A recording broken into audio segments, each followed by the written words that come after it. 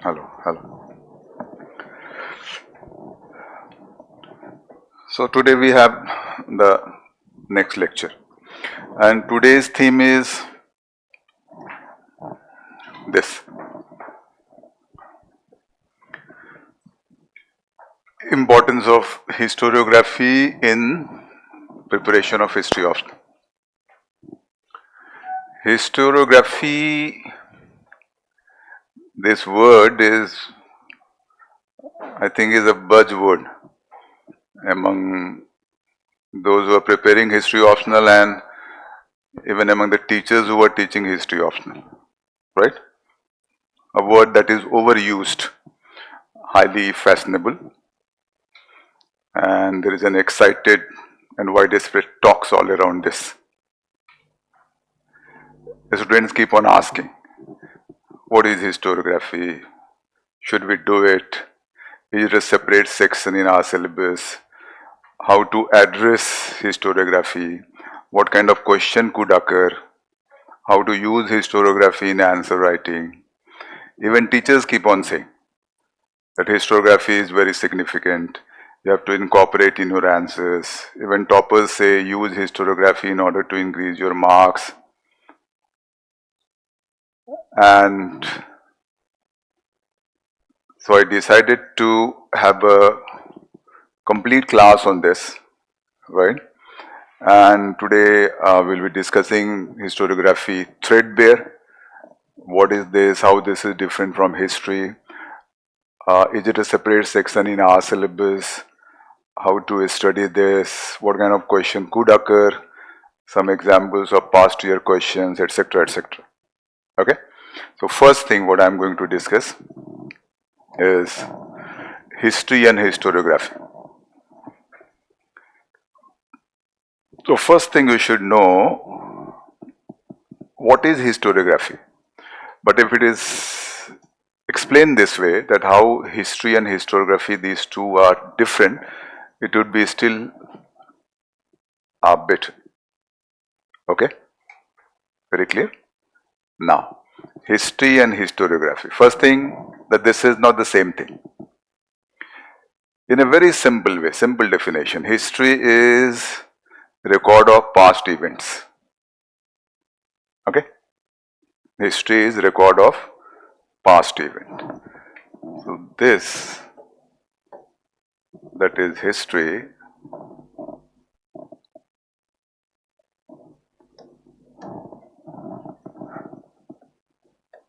is record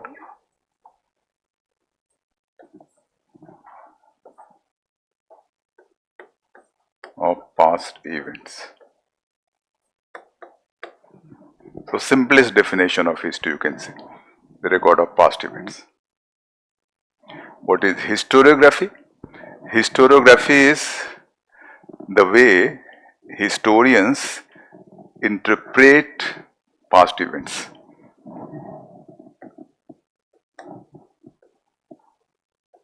Ways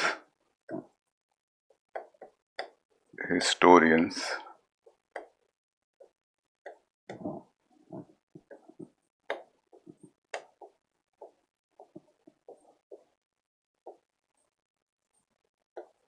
interpret past events.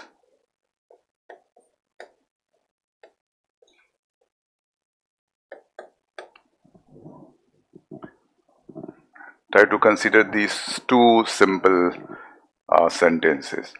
History is record of past events, whereas historiography is the ways historians interpret past events. This means these two are entirely different, but they are closely linked. This means historiography is embedded in history. You cannot separate it. I explain this through one example. Let's take one popular example, American Revolution. Okay? Now, when you study American Revolution, you in fact study past events. Something like this, that there are 13 colonies of America. right? They were British colonies. The British began to bring about a policy change in these 13 colonies, 1763 onwards. And because of this policy change, the Americans began to protest. They gave a very famous slogan, no taxation without representation. In 1776, they made a declaration of independence. That means the American protest became a war for independence. It was a military fight. 1781, they emerged victorious. 1783, Britain granted these colonies formal independence. If you study these kind of things, this is a study of past events related to American Revolution. Related to American Revolution.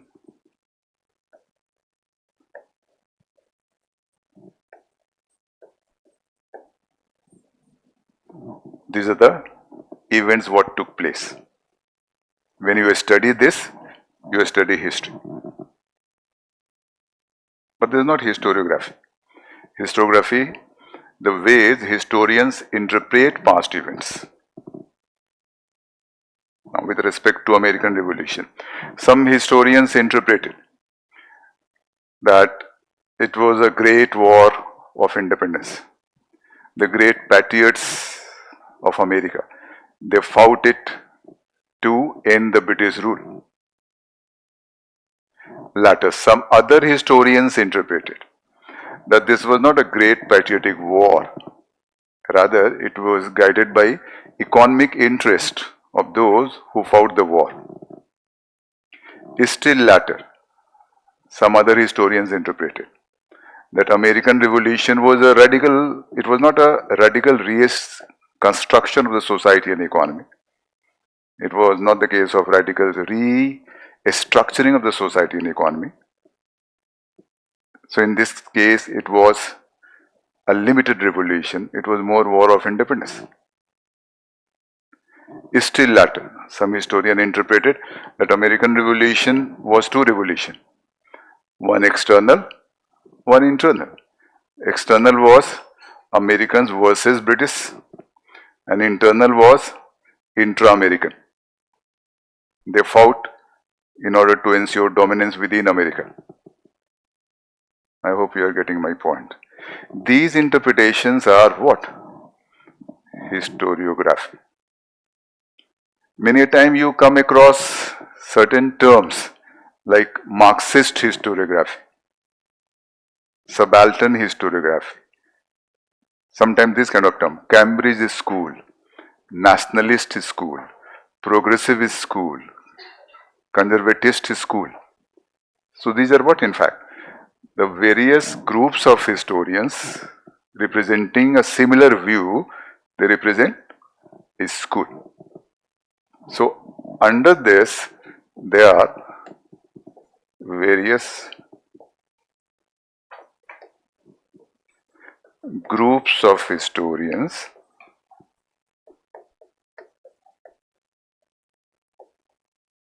and for them we use the term schools.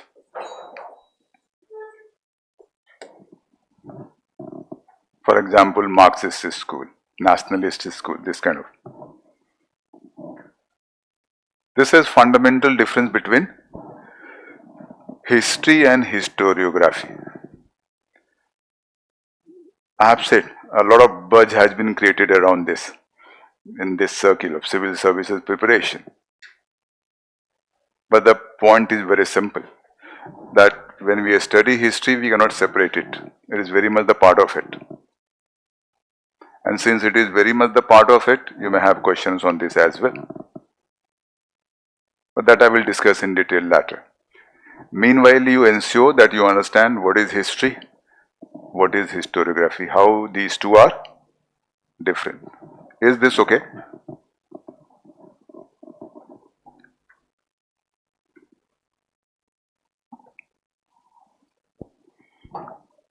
Now, the second aspect, is historiography a separate section in our syllabus? because we are here to prepare for the civil services exam. So do we have historiography as a separate section in our syllabus? Our syllabus consists of 4 sections: ancient Indian history, medieval Indian history, modern Indian history, and modern world history. So do we have historiography as a section anywhere mentioned? So answer is no. Is historiography a separate section? Answer is no. In our syllabus, nowhere historiography is mentioned as a separate section. This is in fact the part of academics. Many of you are having history background. You have done honors, you have done masters. Particularly in masters, you will find historiography is a particular section mentioned. So when historiography is a particular section mentioned in academics, for example, in master's history, so what is that? That is not historiography related to a specific topic, rather historiography as a section, as a big topic you can say. For example, historiography of modern Indian history. If this is mentioned as a separate section, this means you have to study here various schools. For example, you have to study here imperial or colonial school. You have to study here Cambridge school. You have to study here Marxist school. To study here nationalist school. You have to study here subaltern school, etc. You have to study the evolution of these schools. You have to study features of or characteristic features of these schools. You have to study comparison among these schools. You have to study critique of these schools, and you will have questions on them, like throw light on the characteristic features of subaltern historiography. What are the various critique of this kind of question? Why so? Because this is a separate section mentioned in the syllabus. In our syllabus of history optional, historiography is not a separate section mentioned. So this kind of preparation is not required, never required. And these kind of questions, what I have said, will never occur.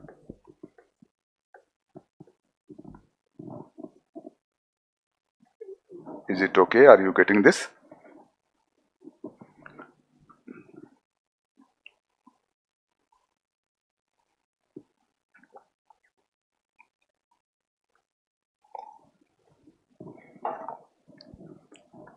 I hope second aspect is very clear. That is very clear. You don't have historiography, a section in your syllabus. This means you don't have to prepare these kind of things, and you won't have these kind of questions what I have said. Now the third aspect. Third aspect is question on historiography. Should we expect a question on historiography? I have said historiography represents the ways historians interpret the past events, and various schools are there. If you consider all history, various schools are there, like I have said about certain schools. So this aspect is that should we expect a question on historiography in our exam, or that kind of question has occurred? Answer is again no.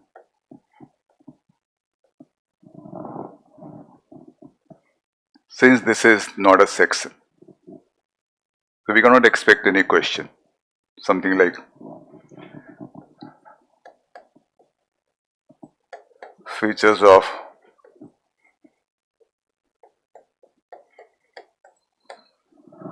Marxist historiography. We shouldn't expect such question. Such question has not occurred. Such question will never occur. Such as critique of Cambridge School with respect to modern Indian history. Such question has not occurred. Such question will not occur. Is it okay? Because I find sometimes there are some students, hearing a lot about historiography everywhere, historiography. They start preparing this as well. Is it all right? But I have said, historiography is a very much part of history. You cannot separate it. Though we won't have any question on historiography like this, since it is not mentioned as a topic, yet you're supposed to study historiography. How? Let's move to the next aspect. Historiography is not relevant in its topic or issue. Now, the basic here is that history and historiography, I'm writing 2H, this is history, this is historiography, cannot be separated. They are closely wedded.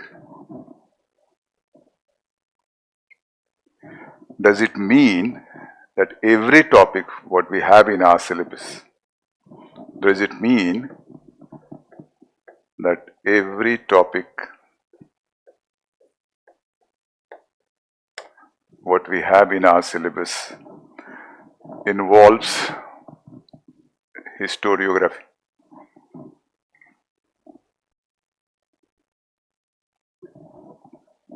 If this is the case,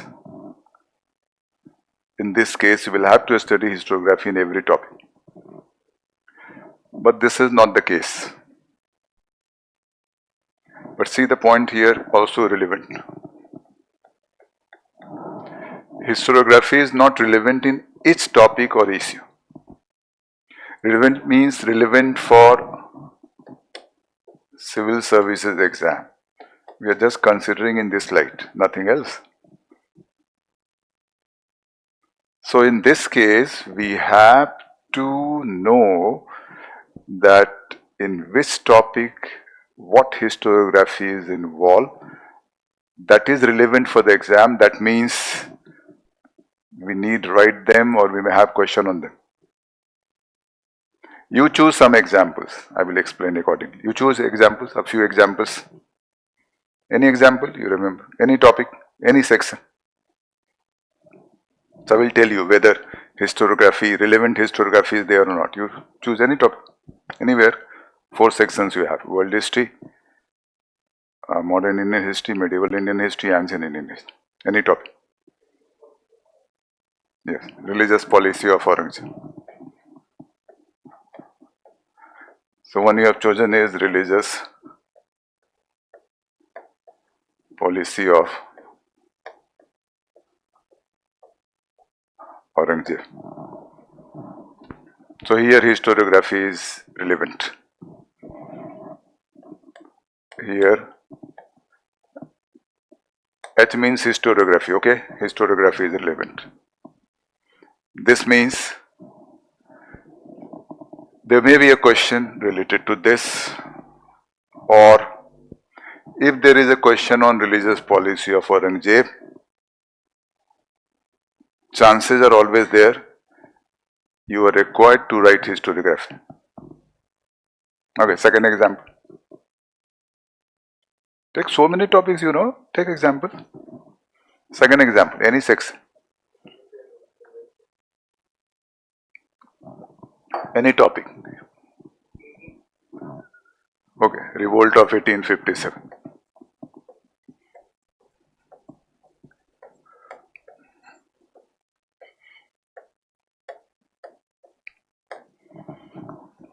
Here historiography is involved, related to nature particularly. So related to its nature, historiography is involved. This means we may have a question on this, or if nature is a question, or if there is a question nature related, historiography is automatically involved. You will have to write that. Third example. Choose more examples.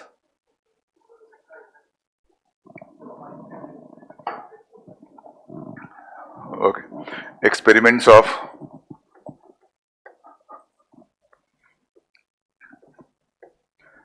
Muhammad bin Tughlaq. Experiments of Muhammad bin Tughlaq.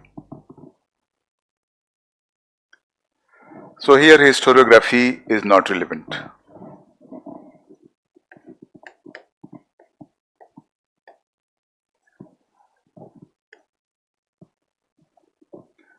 Historiography is not relevant. That means we shouldn't expect any question related. Naturally, we don't have to prepare that. Next, Mauryan Empire.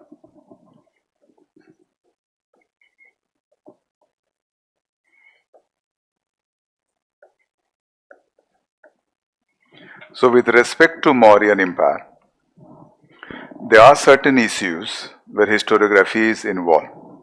For example, nature of Mauryan Empire. Here historiography is involved, particularly related to its centralized character, whether it was centralized or not. Related to nature of Ashoka's Dhamma. Here historiography is involved.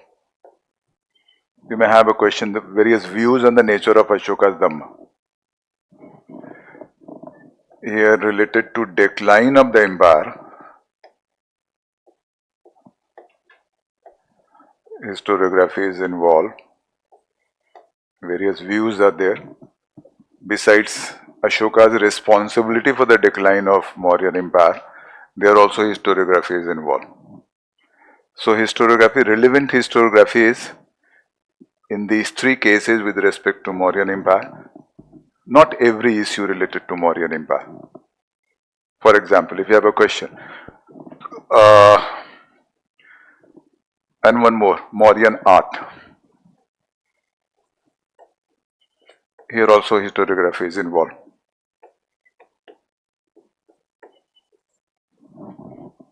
That is related to the foreign influences on Mauryan art. But apart from this, historiography is not relevant. Suppose you have a question on Ashokan inscription. So no historiography is required, not involved. Suppose you have a question on extent of empire. Suppose you have a question on features of the political system. Suppose you have a question, religion during Mauryan period. So in such issues, historiography is not involved. Choose more topic. Jallianwala Bagh incident is not a topic. It is an event, a small event in the topic Indian national movement. And plus this kind of event never occur as a question. It's so simple, everyone knows. Topic you have to choose, topic or issue. Decline of Mughal Empire. So decline of Mughal Empire,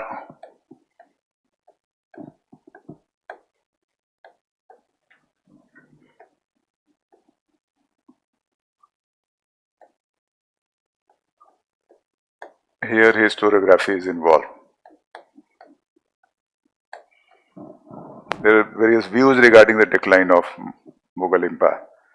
Like some historians say, decline was because of Mansab Jagir crisis. Some say it was because of monetary crisis. Some say it was because of agrarian crisis, etc., etc. I hope you get it. Historiography is not relevant in each topic or issue. So there is unnecessarily hype created in the market. Historiography, historiography, historiography. Essence is, historiography is something you cannot separate. How can you separate it? If you study history, all relevant historiography you have to study. As you have to study all relevant events, similarly you have to study all relevant historiography also. So why there is a focus? Anyway you have to do it. For example, if you have to study human body, anyway you have to study hands. Why there should be unnecessarily hype about hands? Hands are very important. Hands are very important. Without hands you can't do anything.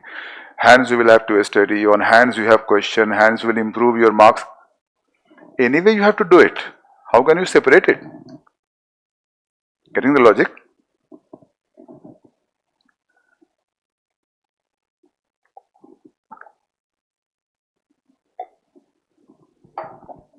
So through these examples, I think it is crystal clear in your mind that historiography is not relevant in each topic or issue. But wherever it is relevant, that is important for us. And simple logic is that we cannot separate historiography from history. Logic is not like historiography is something alien and you have to focus on this and we don't do it. No, this is a part of that. For example, if you have political science and international relation optional. So what is going around the world among the nation, it is very much part of it. You have to do it. Whatever relevant, that will become a question. If you have sociology as an optional, so all the relevant thinkers mentioned in the syllabus, they are a part of it. Anyway, you will have to do it. Suppose we start creating a lot of hue and cry. Thinkers are very important, thinkers are very important. You have to do it. You will have to study thinkers separately, and in order to improve marks, you will have to use thinkers and all. I don't think this makes any sense. Why? Because this is very much a part of that. How can you separate that? For example, if you have a question, do you think Mauryan Empire was unitary in nature? Now this you cannot write on your own because this involves historiography. In the light of historiography, you can answer this. If we have a question, do you consider monetary crisis as the sole factor behind the decline of the Mughal Empire? So you cannot write on your own. Historiography is involved. I hope you are getting my point. If you have throw light on the nature of the revolt of 1857, so you cannot write on your own. Historiography is involved. And so much so that some historiography you do in GS as well. For example, this. In GS also, when you study nature of the revolt of 1857, so you study like this. Some have presented view that this was a sepoy mutiny. Some other have presented view that this began as sepoy mutiny, that it acquired the character of civil rebellion. Still some other have presented view it was the first war of independence. Still some other have presented view it was nationalist revolt. So you do this in GS as well. The only difference is in history we have the elaborated version of this. Alright.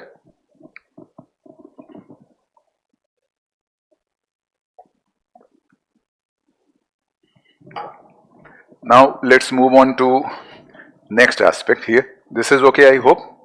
You want to choose more examples? IVC, for example, IVC, Indus Valley Civilization. More appropriate term is Harappan Civilization.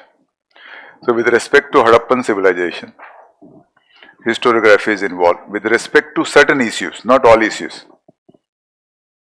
For example,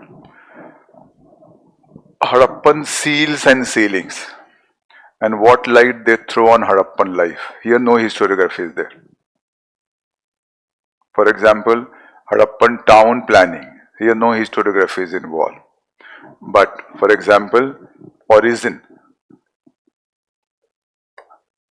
of Harappan civilization. So here historiography gets involved. Was decline of Harappan civilization. So historiography gets involved. Was the political organization or political system of Harappan civilization. Here historiography is involved. This means in certain issues historiography is involved, but in many other historiography is not involved. Is it okay?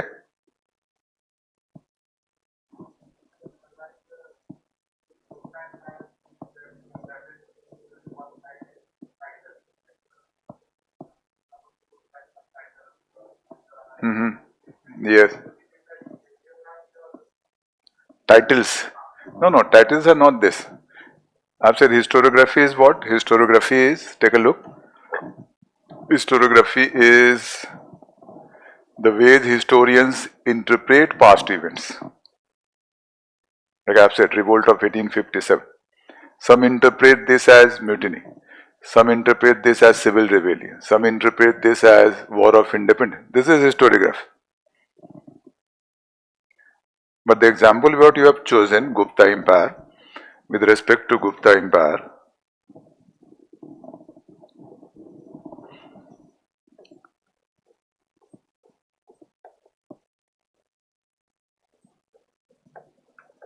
here also in certain issues historiography is involved. For example, urbanization during Gupta age. So urbanization during Gupta age, historiography is involved.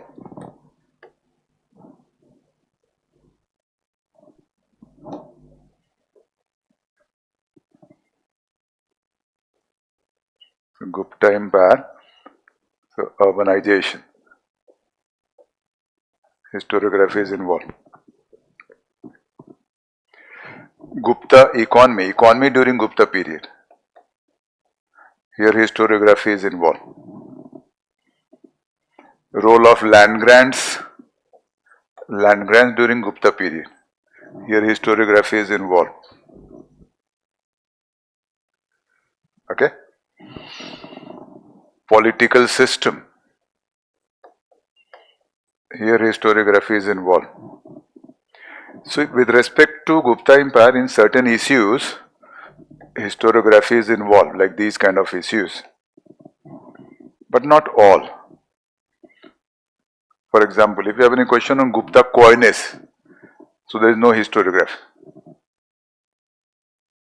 Suppose if you have a question, Gupta is temple architecture, there is no historiography. Suppose you have a question, art during Gupta age, no historiography is involved. I mean relevant. I mean what you require to study. Okay. So through many examples, I hope you get a broad idea. Alright? Okay. So this is very clear. Historiography is not relevant in each topic or issue.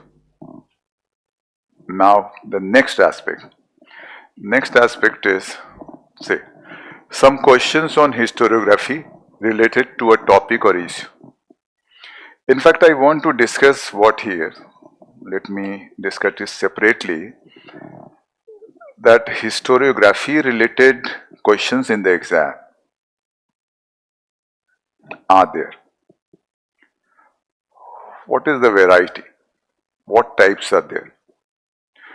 What ways the questions on historiography or historiography related question could occur in the exam? So best way to understand, the simplest way to understand this is that type 1,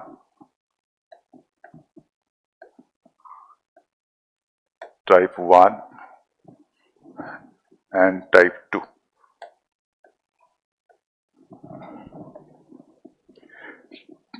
Type 1 is where a straightway historiography of various views could be a question.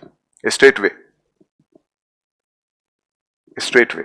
For example, there was a question once. Discuss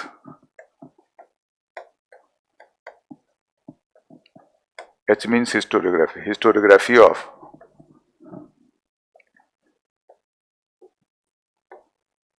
Indian nationalism.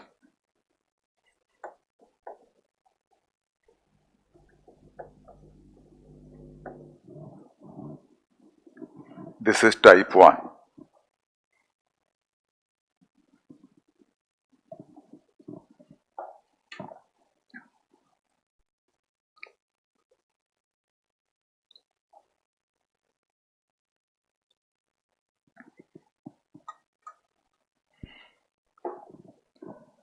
So type 1 is what? Where a straightway you have questions on historiography. This type.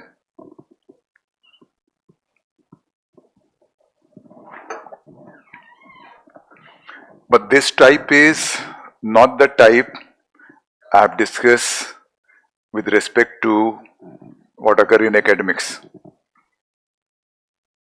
A straightway question on historiography doesn't mean what is Marxist historiography or what is subaltern historiography. Discuss the features of Cambridge School. Not this type. In any case, in both the type, this is related to topic. So what I want to emphasize here is that historiography here, what you have to study is related to topic.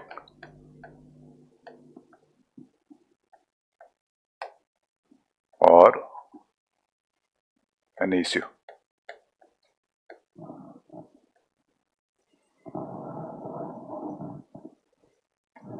Under this is type number 1, where you have a straight question, this kind of. Discuss historiography of Indian nationalism. And type 2 is when this is not a straight. Historiography is not the demand, but historiography is inherent there.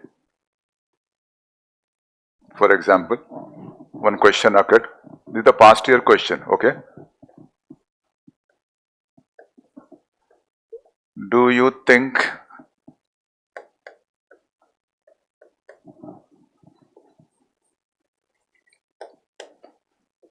that partition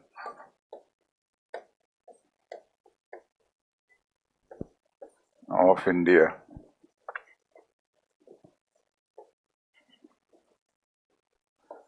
was inevitable?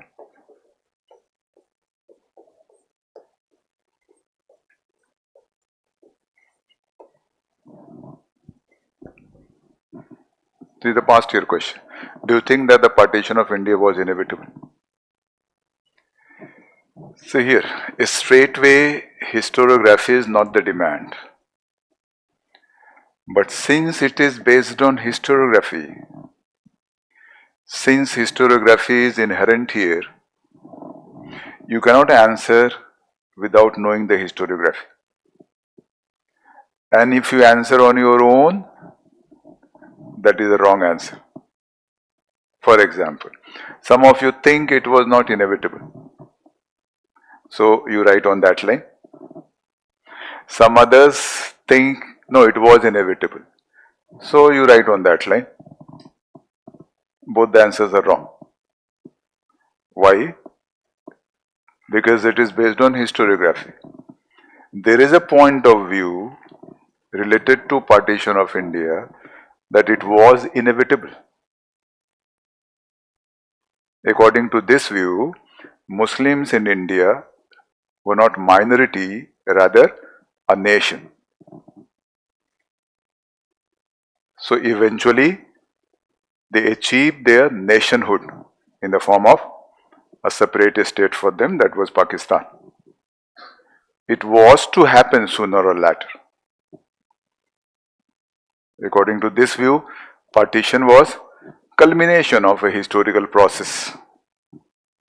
So it was inevitable, it was to take place anyway. This is the point of view. On this point of view, this is the question. Okay? But there are other views.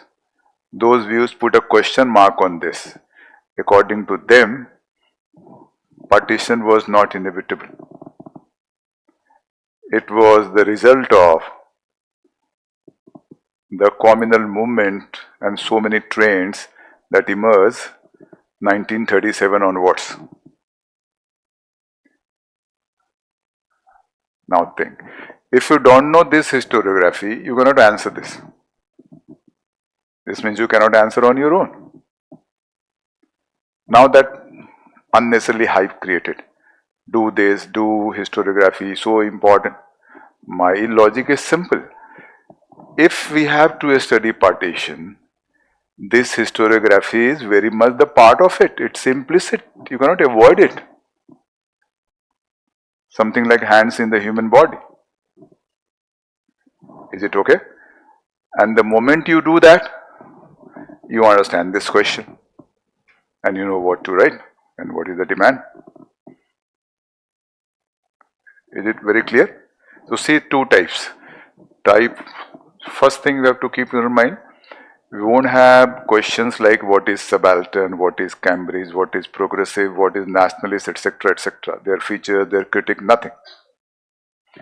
We will have question always historiography connected to any topic or issue. And under this, we may have two types of question. Type 1, where directly historiography is there in the question, like discuss the historiography of Indian nationalism. So what is the answer here? Simple. Different views under different schools you will write. According to imperial school. So one paragraph you write on that. Second paragraph according to Cambridge school.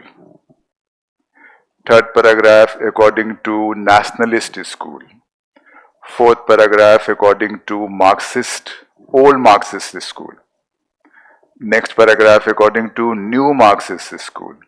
Next paragraph according to subaltern school.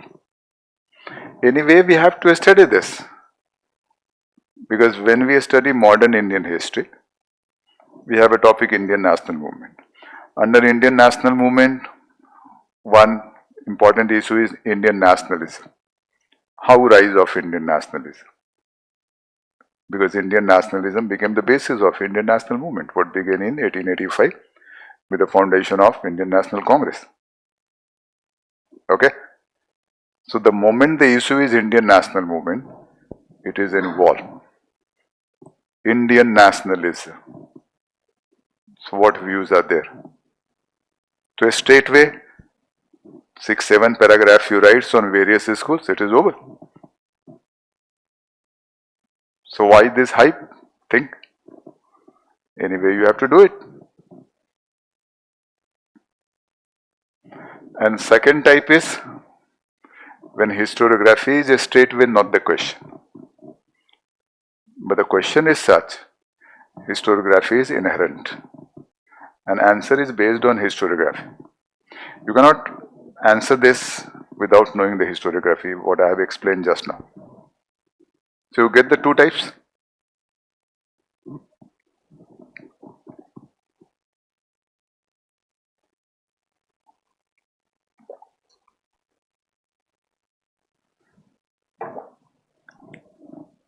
Next two aspects, what are there in the slides, are related to this. One aspect is this,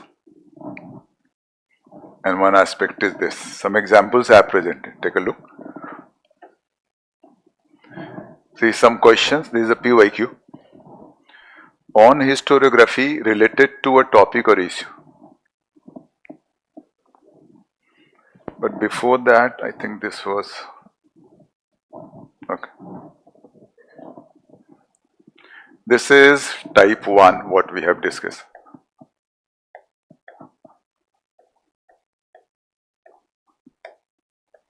Some questions on historiography related to a topic or issue. It's a straight question on historiography, but it's not that kind of question. What is subaltern historiography? What are the features of subaltern? What is the critic? It's not that kind of. It is related to topic, see, or issue.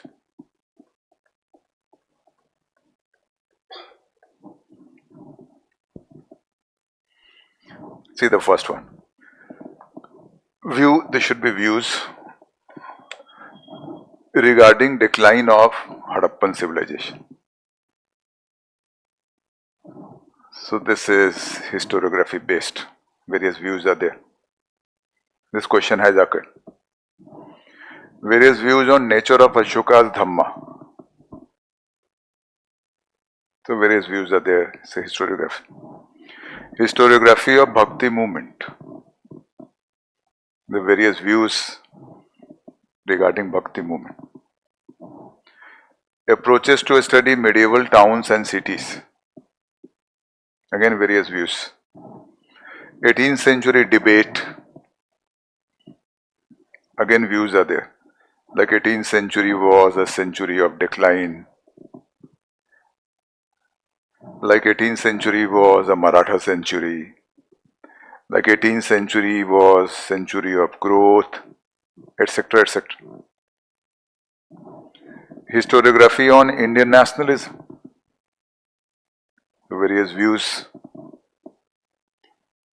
Now, with respect to such questions, two-way we can answer. Sometimes we can use schools also. We can use historians also. So while writing various views or debate or historiography, two-way I'm showing here, while writing answers.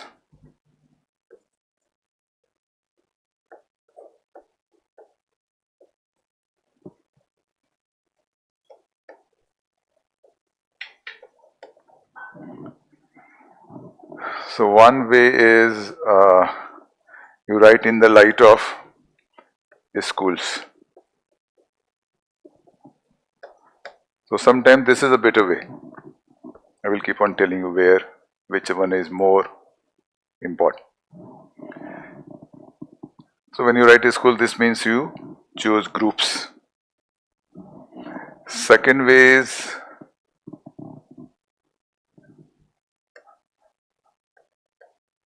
in the light of a specific historians.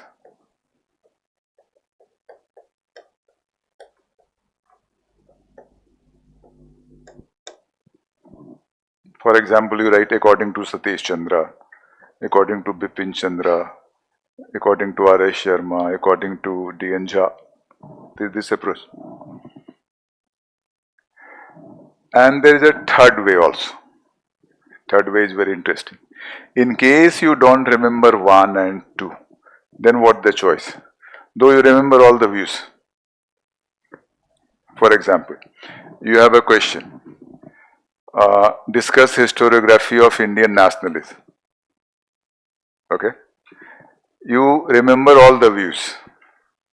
But you don't remember schools and the names of the historians. When you write schools, so here also historians' names are involved. So you know, suppose 6-7 views are there. But you don't remember schools, you don't remember suppose subaltern, suppose Cambridge, or sometimes you don't know the names of the historians. So what's the choice? Choice is simple. Write without them. Write without 1, write without 2. So 6 paragraphs you are writing. Paragraph 1, paragraph 2, paragraph 3, 4, 5, 6. So you will write like this. One view, second view, third view, fourth view, fifth view, sixth view. This is the only choice.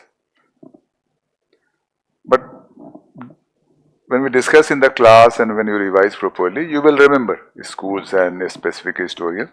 Citing them is a better answer. But if you don't remember at all, what the choice? You say beggars can't be choices. So what you will do? You will do this. This is the approach you will follow. Of course, here also you will get marks because all views what you have written, they are perfectly all right. The only thing missing is you don't know which is school or what history. So maybe you will lose some marks, but it's also okay. Is this okay? Now take a look here. So some questions that occurred in the past year on historiography related to a topic or issue. This is type 1, that is this. Type 1, type 2. So type 1 is direct question on historiography. Type 2 is question is not directly on historiography, but that is involved. Alright. I hope you are getting this now.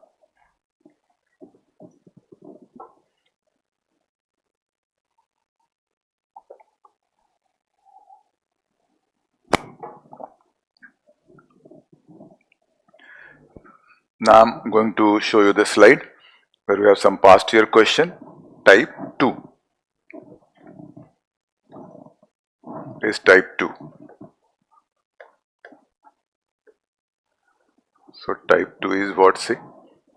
Some questions not on historiography related to a topic or issue, but historiography is inherent. Historiography is implicit. You cannot answer them without knowing the historiography. These are past year questions. Some, like role of iron in the rise of civilization, ancient India. Segmentary estate model regarding Vijayanagar kingdom. Nature of Chola state. Do you consider Sultanate towns as garrison towns? Was Shivaji a national leader? Was partition inevitable? Just now I have discussed.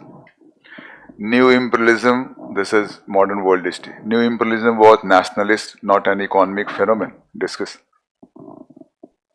Now here see, here you don't find that historiography is the demand, a straight way. But in implicit way, historiography is the demand because it is based on historiography, and without historiography you can't write. For example, new imperialism was nationalist, not an economic phenomenon. Discuss. Historiography is not the demand. If historiography is demand, question would be like this. Discuss the historiography of new imperialism. But that is not the demand. But that is inherent, and you cannot answer without knowing that. With respect to new imperialism, that is one phase of modern imperialism, that phase is 1870 onwards till the First World War. This phase is known as the age of new imperialism. So there are two interpretations of new imperialism. One interpretation is known as economic interpretation, and second is known as non-economic interpretation. So economic interpretation is connected to economic phenomenon. This means under economic interpretation, the view is new imperialism was an economic phenomenon. It was guided by economic interest. It was guided by growing industrialization. It was guided by the needs of raw materials. It was guided by the needs of market in order to sell the products. It was guided by laissez-faire. It was guided by the idea of free trade, etc., etc. And nationalist is related to non-economic interpretation. So according to non-economic interpretation, the view is that new imperialism was not an economic phenomenon. It was essentially non-economic in nature. It was not guided by the growing capitalism. Rather, it was guided by other factors. One major factor they consider is growing nationalism in Europe. Nationalism acquiring aggressive form. It was becoming jingoism or chauvinism. Such nationalism found expression in unification of Germany, unification of Italy. So such growing nationalism became a factor behind imperialism, because that focused on greatness of nation. Nation is great. And the nation is great idea got linked with expansion of nation. And expansion of nation means colonies outside. Colonies outside means it's the imperial approach. Getting the point? So this is historiography. Now if you know it, you can answer. If you don't know, then you answer on your own. For example, some of you think that it was nationalist. So you write on that line. Some of you think it was an economic phenomenon. So you write on that line. Some of you think in a still different way. What? New imperialism was nationalist, not an economic phenomenon. Discuss. So you think that question is, it was nationalist, how? Prove it. Question is, it was not economic phenomenon, it was nationalist, how? Question is not this. Do you get my logic, what I am saying? Question is not this. Question is discuss. And the moment the term is discuss, that means you have to write that what about its being nationalist, what about its being economic phenomenon? What are the views here? Is it okay? Like, do you consider Sultanate towns as garrison towns? Suppose you think yes, Sultanate towns were garrison towns, and you explain that. So that is not the right answer, because this historiography related to urbanization during Sultanate. So regarding urbanization during Sultanate, there are certain views. One view is this, that Sultanate towns were garrison towns. Garrison towns were the towns whose nucleus was the Iqta headquarters. Iqta system, maybe you have read. So Iqta system, under Iqta system what happened? Iqtas were granted to military commanders and the nobles. And Iqta headquarters, they were garrisoned area. This area eventually developed as towns. According to this view, Sultanate towns were nothing more than garrison towns. This is one view, but we have other views also. So other views also we'll have to write. So your answer is that this is a point of view, and you have to explain this point of view. Plus you have to write, but there are other views also. You have to explain those views also. So do you consider doesn't mean your personal consideration. Sometimes by mistake we become so happy. Okay, UPSC is seeking our views. So happily we write down. I don't think that the Sultanate towns were garrison towns. I don't think so because of this. This is a wrong answer. Do you consider doesn't mean your consideration, your personal consideration. Rather, consideration in history writing, that is based on the views of historians, those who have done research and presented views. Okay?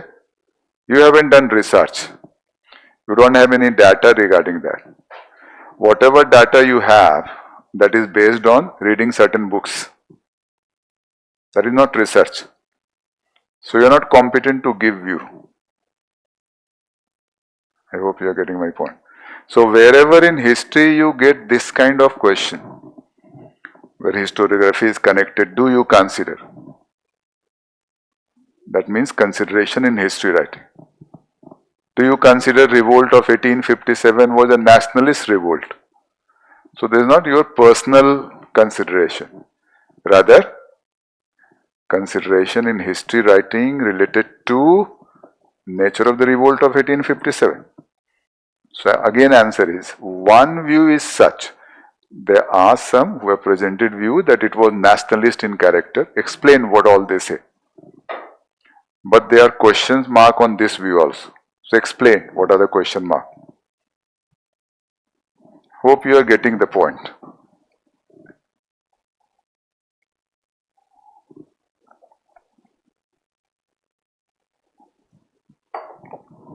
So similar approach you have to follow. Suppose role of iron in rise of civilization in ancient period.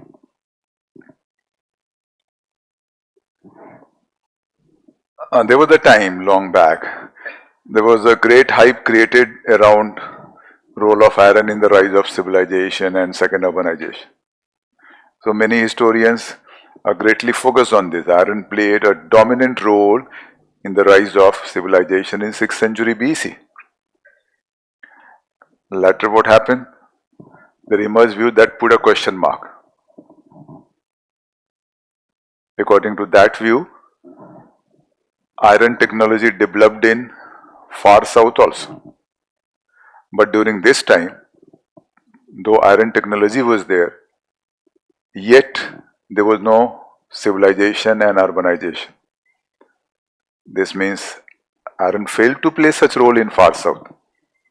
What happened in north in Gangetic Valley, it was just not because of iron. Civilization was just not a product of iron technology. Rather, a state formation played more important role. Because 6th century BC witnessed rise of first estates and the major estates known as 16 Mahajanapadas. So this estate formation process played dominant role in creating demand and giving a boost to surplus, agricultural surplus. And that played important role in growth of civilization, just not iron. This is the counter view. Now, role of iron in rise of civilization. If you think iron played very important role, this means you know one view only. This is the wrong answer. If you know both the views, this means you know the whole historiography. And if you know both the views only, then you can answer this. So approach of answer would be what? That there is a point of view that iron played a dominant role. Explain what is this point of view. And what historians also you should mention if you remember. But there are question mark on this. Second view you shift. Again you explain that. Are you getting me? Alright. So this is some questions not on historiography directly as you find here. But historiography is inherent.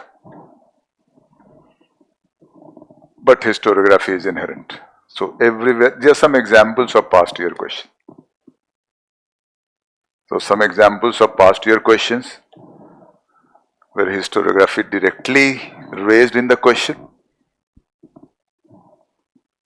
just for your broader understanding, and some examples of questions where historiography not directly raised but that is inherent or implicit, or the whole answer revolves around that.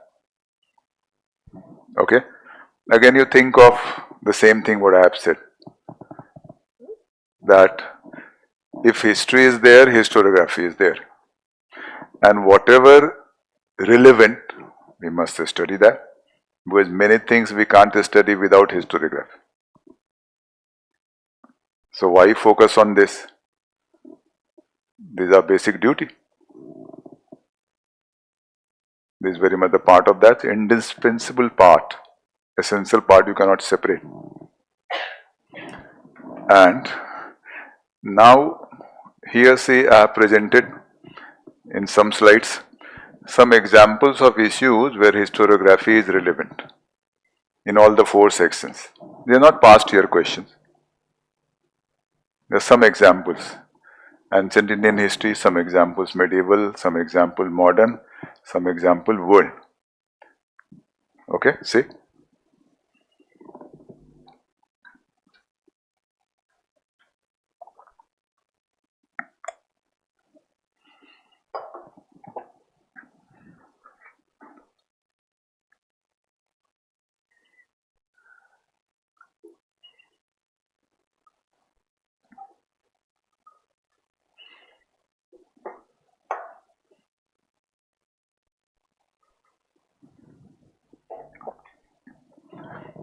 This list is not comprehensive. There are some examples. Right? Now say in the case of ancient Indian history, and first you tallied with your preparation as well. I mean, do you think you considered them while preparing these topics? First one is related to Neolithic culture or Neolithic age. Second one, Harappan civilization. Third, Vedic age and the Aryans. Fourth, Aryans. Fifth, Aryans. Sixth, the age of Mahajanpadas. Next, the post-Mauryan age in far south. Sangam age particularly what you call. So, do you consider them?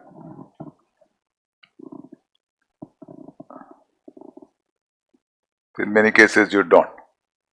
Now, if we have related questions, then first difficulty would be that you will be writing on your own, giving your own opinion, the whole answer becomes wrong. You cannot write without knowing the historiography.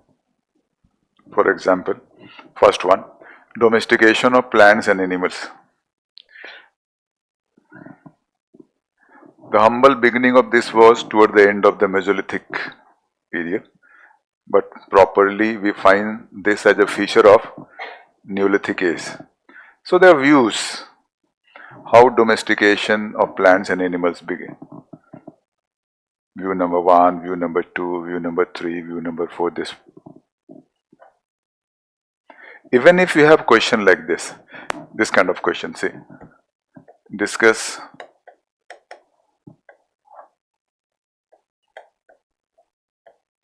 factors behind domestication of plants and animals. You don't have to look for the factors here. Rather, this is based on various views. One view represents one fact, or in one view you find one specific factor explained. Second view, second specific factor explained. Third view, third specific factor explained.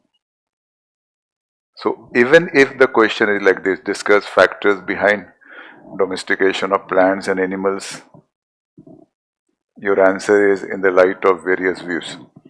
So your answer would be here that one view regarding this is this, and when you explain that view, factor is automatically explained. Then you will write the second view regarding this is this.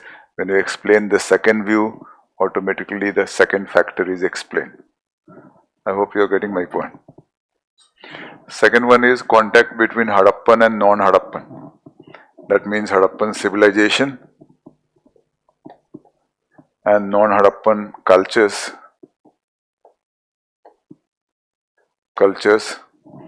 outside the zone of Harappan civilization, those who were existing the same period. So contact.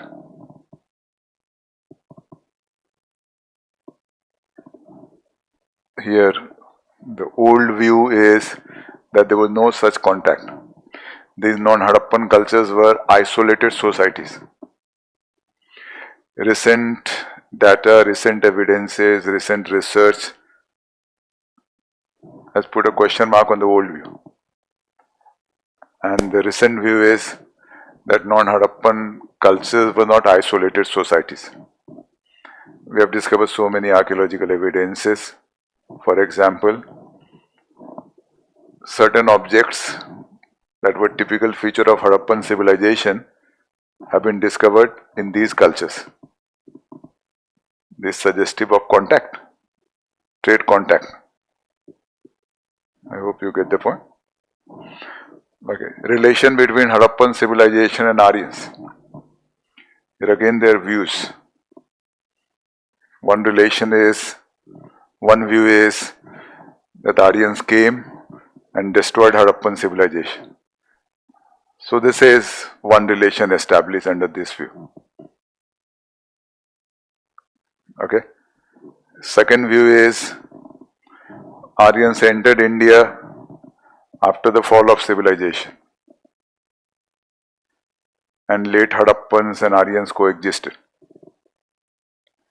Third view is Aryans didn't come from outside. They were indigenous people. And they were the authors of Harappan civilization. In fact, they developed Harappan civilization. I hope you are getting my point. So this is view 1, view 2, 3, 4. This way you have to write. You cannot write on your own also. The Aryan problem. This is very much in news also nowadays. So Aryan problem is who were the Aryans, whether they were migrants or they were autochthones living here. I mean, these kind of issues are Aryan problem, and what are their studies on this? The Aryans in archaeology. There is one very famous statement. Aryans knows of only literature. Aryans knows of no archaeology. This simply means the all knowledge about Aryans is based on literature, that is Vedic literature, 4 Vedas. That is not based on archaeology. So your views are there, that attempts have been made in recent times to connect Aryans with archaeology.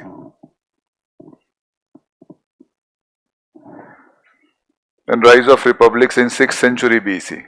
Last year there was a question on this also I have discussed, I hope you remember earlier.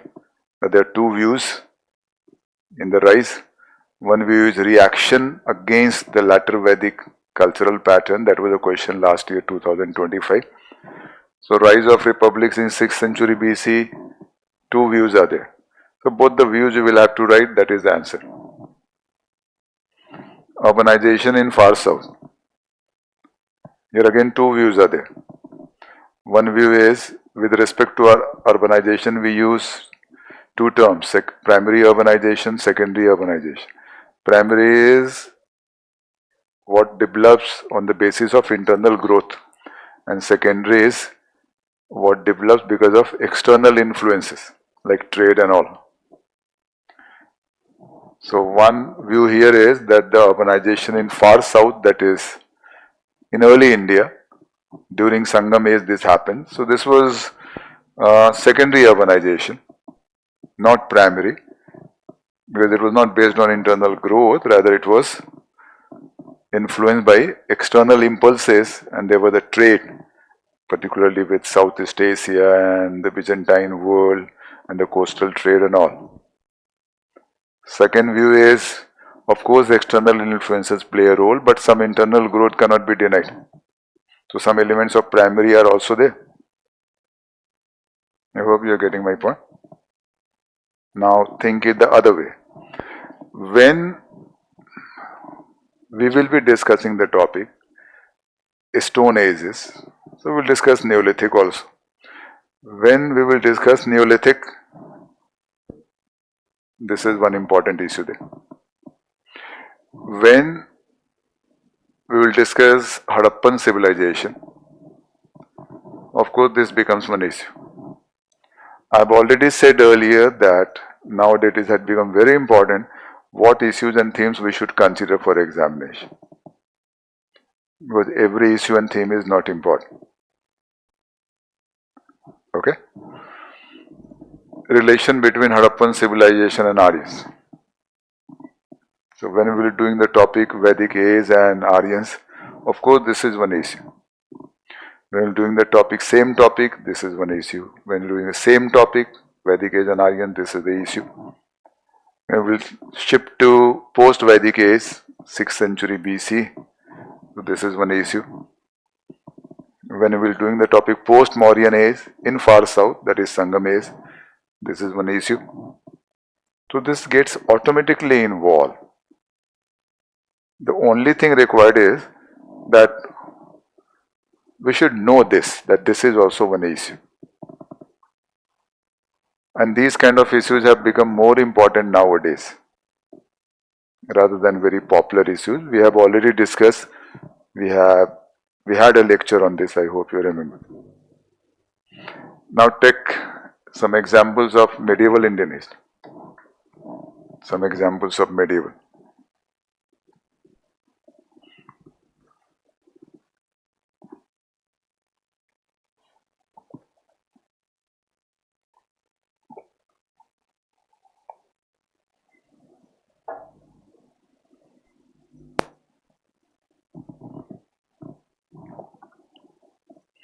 See the first one, land ownership and feudalism.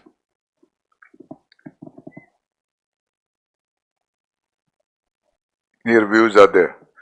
There are three views regarding land ownership in early medieval. And two views support existence of feudalism. This is the issue. Villages in early medieval period. There is one view that the villages in early medieval period were isolated, discrete, self-sustained units. But there is a second view, recent one. There is a question mark on that. That villages were not discrete, isolated and self-sustained units. We have references of connection between them.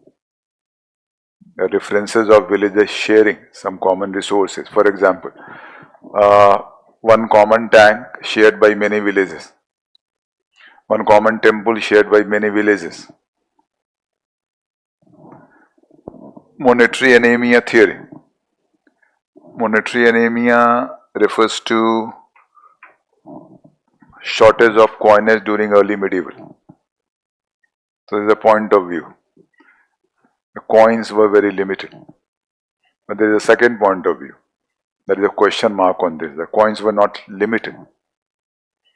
There was no such scenario as monetary anemia during early medieval.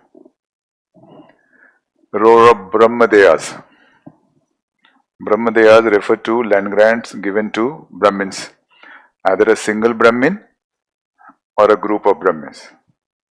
That means Brahminical settlement also can be called Brahmadeya. So one view is Brahmadeya acted as a force of disintegration.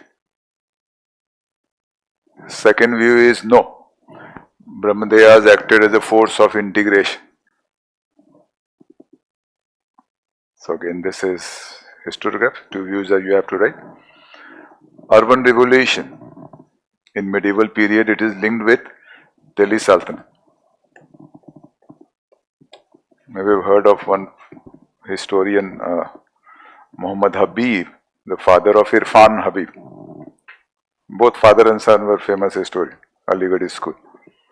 So Muhammad Habib presented a view long back that Sultanate period was a period of urban revolution. But there are recent views that put a question mark on that. That what happened during Sultanate was not a sudden, remarkable, dramatic phenomenon with respect to urbanization. Process of urbanization was there. It was growing, growing, growing. During Sultanate, it got some boost. That's it. You cannot consider this a revolutionary trend. The rural revolution is also related to Delhi Sultanate. This is also the view of Muhammad Habib. So he says that because of the land revenue reorganization, particularly by Alauddin Khalji, end of the role of intermediaries, and the land revenue system was systematized, so that was in favor of the peasants. So peasants, because of that, became prosperous.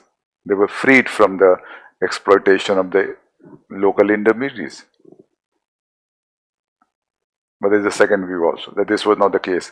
Alauddin's land revenue system was not pro-peasantry. Rather, it created new pressures on peasantry. Mughal foreign policy. That is Mughal policy, Iran, Central Asia, northwest side. So there is a point of view that Mughals were from Central Asia, must be known. So Babur always harbored the sentiments of the homeland. Mughals has sentimental attachment to the Central Asian region. So their foreign policy was shaped by this sentiment. This is a point of view. There is a question mark on this point of view. No, this was not the case. Mughal foreign policy was not shaped by sentiments for the homeland. Rather, it was shaped by political, economic requirement. It was shaped by the political necessities, economic necessities, for example, trade, commerce, for example, political influence in Afghanistan region and neighboring region. For example, counterbalancing Iranian threats, Uzbek threats or Central Asian threats. Okay? Asian trade revolution and peddler theory. These are related to 16th century medieval times. The historians who presented view that 16th century was the century of Asian trade revolution. And it happened because of the coming of the Europeans. First Portuguese and then more. English, Dutch, French, etc., etc. And Indian merchants were just peddler. Nothing more. So they played insignificant role in this revolution. But there is a second point of view. No, this was not the case. Indian merchants were just not peddler. There were some big merchants. There were many merchants who were so big they had many ships. They played role in inter-regional trade, international trade. And Asiatic trade revolution was just not because of coming of the Europeans. Here, there's Indian Ocean regions also played role. India played role. China played role. Southeast Asia played role. Like early capitalism during Mughal period. So Mughal period was marked by growth of certain trends like high development in craft, so many business practices representing early capitalism. But this could not take off.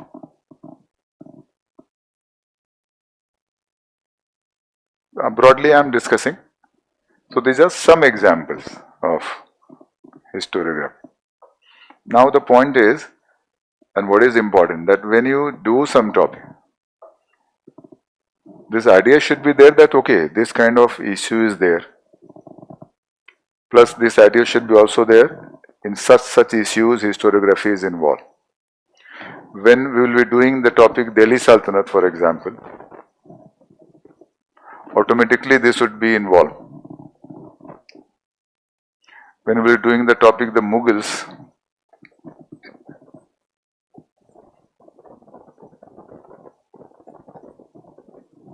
automatically this all would be involved.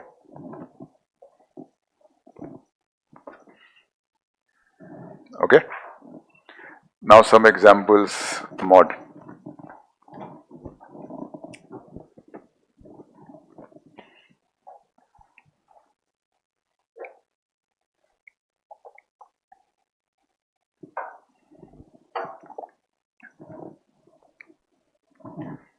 The first one, revolutions in Bengal. This is related to British conquest of Bengal. British historians presented view that the three events 1757, 1760, 1764, they represented revolutions in Bengal. But there is a question mark on that. Theory of paternalism and trusteeship developed by the many British administrators officials. They claim that they were the trustee of India and working for India's development. But the second view is this was not the case. This was essentially colonial in nature. British rule was colonial and such theories were to cover this colonial exploitation. The tribute, here debate is there. Tribute refers to drain of wealth, what you study. So British writers, historians claim that there was no drain of wealth from India.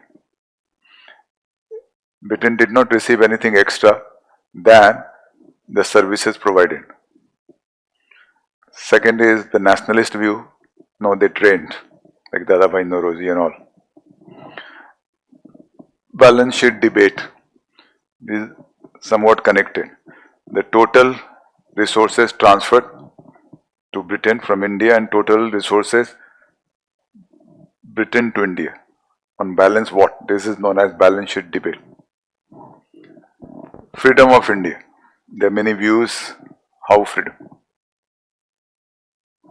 Partition of India, there are many views how partition, like one we have discussed. One view is it was inevitable. Muslims were nation.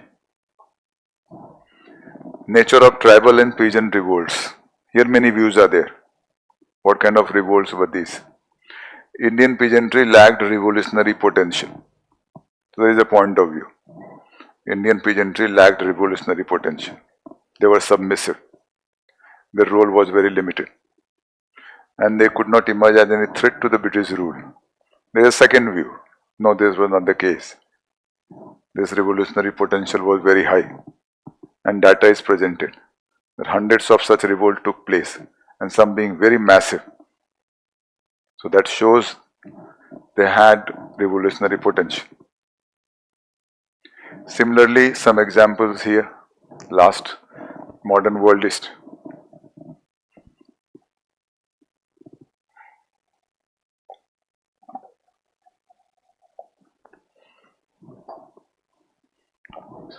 In modern world history, see Africa impact of colonization.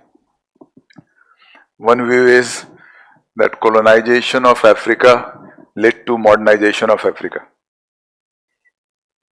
Africa witnessed development of modern infrastructure, railways, roads, dams, modern political system, political unity, etc., etc. Second view is it was not the case. Colonization was sheer exploitation. And Africa's backwardness is a colonial legacy today.